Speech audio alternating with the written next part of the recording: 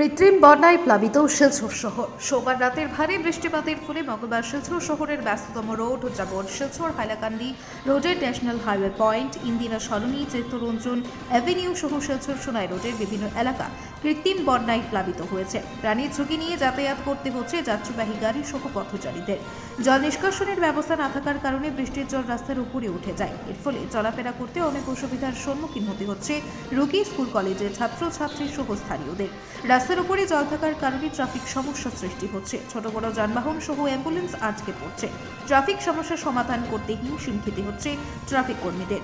স্থানীয়রা জানান, নালার জল যাওয়ার রাস্তা না থাকার কারণে দুর্ভোগ পোহাতে হচ্ছে জনগণকে। অতি সত্ত্বর জল নিষ্কাশনের ব্যবস্থা করার জন্য সরকারের দৃষ্টি আকর্ষণ করে বিভাগীয় কর্তাদের কাছে দাবি জানান ভুক্তভোগী জনসাধারণ। কৃত্রিম বন্যার কবলে পড়া শিলচর শহরে কিছু দৃশ্য দেখুন।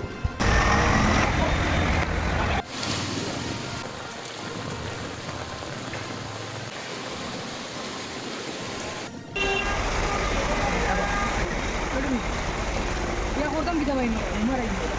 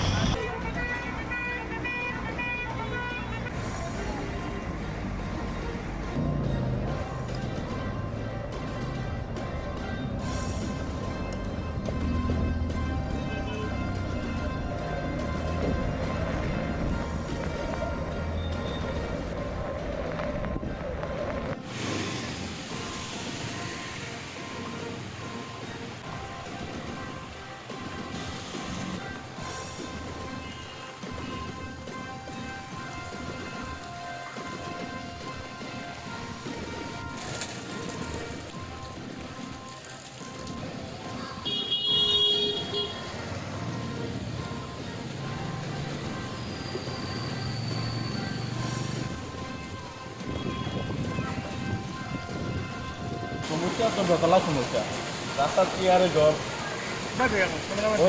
বাচ্চারা নেই